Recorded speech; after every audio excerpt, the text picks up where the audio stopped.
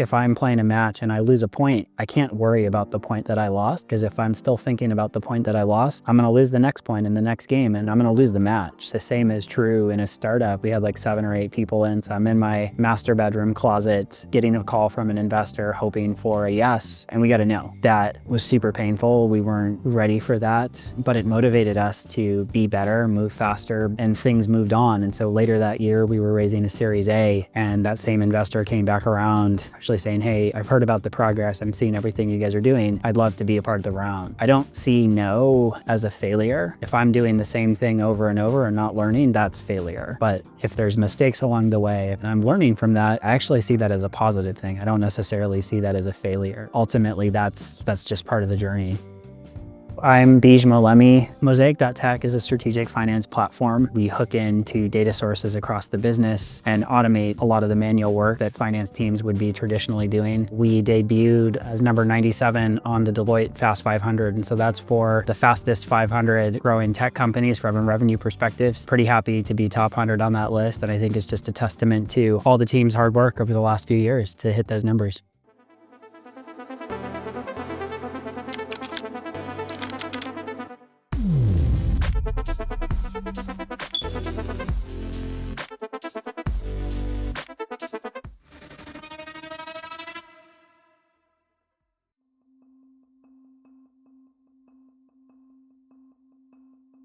My dad moved to the United States when he was 18 to escape the revolution in Iran, working 3 jobs to pay for college, was sending money back to his family, ended up getting 2 degrees in 3 years. And so I think that work ethic, that tenacity was something that he had, something that my mom had, and was just kind of the way that I was raised. For me, I think the first time that I really started to see that in myself was on the tennis court. Played competitive tennis growing up. For me, was never the most talented person, never the most athletic on the court, but I felt like if I was training harder than everyone, that would put me in a position to where I would have a chance to win any match. Before I'd get ready for tennis tournaments, they'd always have these national tournaments over the summer, and they would be in the hottest places. So San Antonio in August, which is 100 degrees, 100% humidity, or maybe it's Fort Lauderdale, Florida. And the weather here doesn't really get you prepared for that. What that would mean for me is going out to Palm Springs, training in sweatpants and a hoodie in 100-degree weather for a week, getting ready for those tournaments. And that's definitely the attitude that I've kind of taken with me throughout my entire life. I think that's the attitude that you can't really lose, because you're always getting better. And in the long run, we feel like that'll help us win.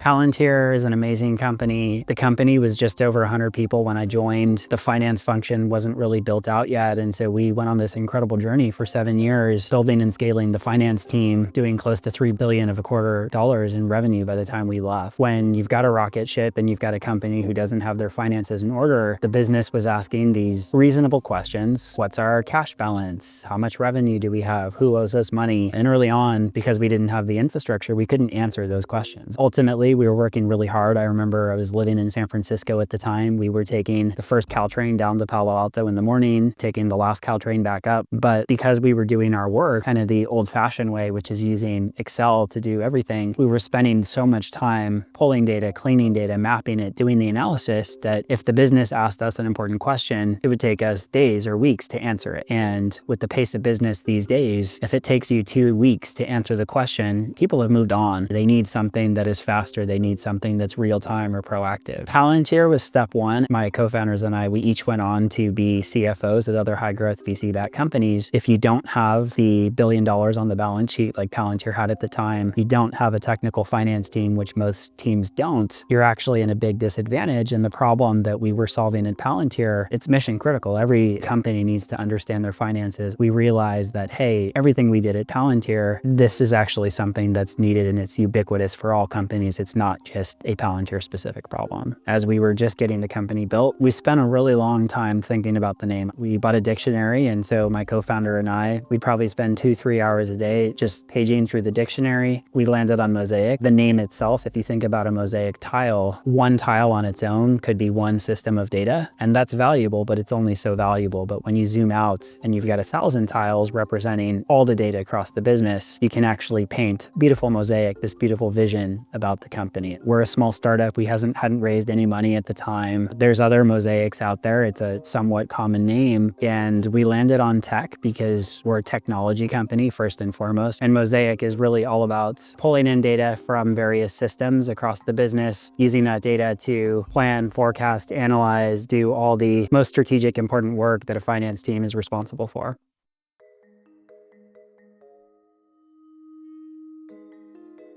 For myself and one of my co-founders, we're finance people. We're not the most outgoing. That isn't really the most natural thing for us, but it had to be done. And so back to us and the way that we sold and the way that we were probably presenting ourselves, we got a lot of no's. And it's not always fun to get no's when people tell you, no, I'm not interested, or they don't really understand what you're selling. It probably took a few months and 50 or 60 no's for us to really start to figure selling out. The memorable no that we have actually is more on the investing side. So I remember early on, there were a handful of investors that we were talking to, and we felt like our pitch was pretty good at the time. We were starting to get a little bit of traction, and we got kind of late stage in these processes with these investors. And we're in, I think, the closet, because the room itself that was my office, we had like 7 or 8 people in. So I'm in my master bedroom closet, getting a call from an investor, hoping for a yes, and we got a no. That was super painful. We weren't ready for that, but it motivated us to be better, move faster, build the product faster, build the business faster.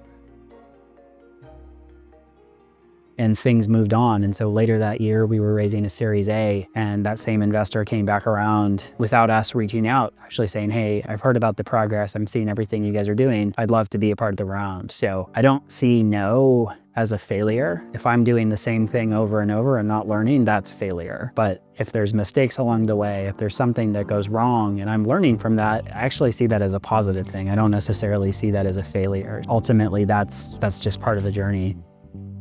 In a tennis match, if I'm playing a match and I lose a point, I can't worry about the point that I lost, because if I'm still thinking about the point that I lost, I'm going to lose the next point in the next game, and I'm going to lose the match. So you need to have this attitude where you analyze it, okay, what can I do better? But then as you're starting the next point, it's water under the bridge, you move on. The same is true in a startup for everyone that's involved in a startup. But I think really for founders, you feel it orders of magnitude more. The highs are high, the lows are low, and there's days where you don't want to get out of bed. You don't know what the next step is, but I think it's really all around persistence and giving 110% and doing that day in, day out over a long period of time. If you're thinking about starting a company, are you ready to be persistent? Are you ready to overcome those tough days? Are you ready to do that for many years? And if you are, being a founder is the most amazing thing, but it's not for everyone.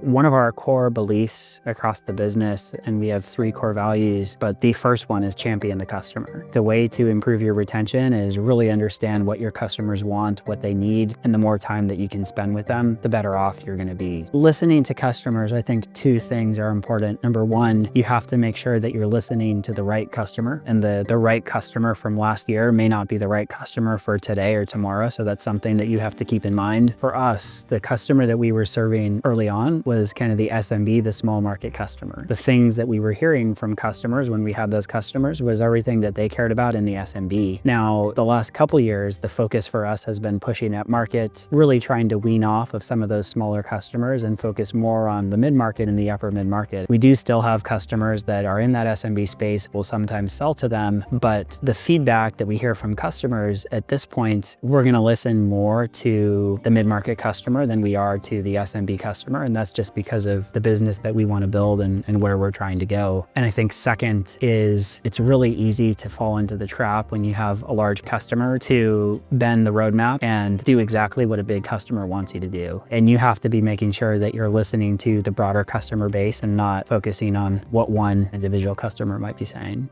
I think our approach, I'm really proud of this, is we've spun up this team. We call it the rapid response team, where it's a handful of engineers. It's a smaller team, but it allows us to take the requests that we're hearing from customers. And if there's smaller or medium type features, we'll try to weave those things into the roadmap. It's a nice way to get quick wins for customers, make them feel like their voice is heard without actually bending and changing the bigger roadmap that most of the team's working on. I think customers value it, but at the same time, it's allowed us to stay very focused. I think focus is probably the most important thing as a startup. It's less around what are you building? It's actually more around what are you not building?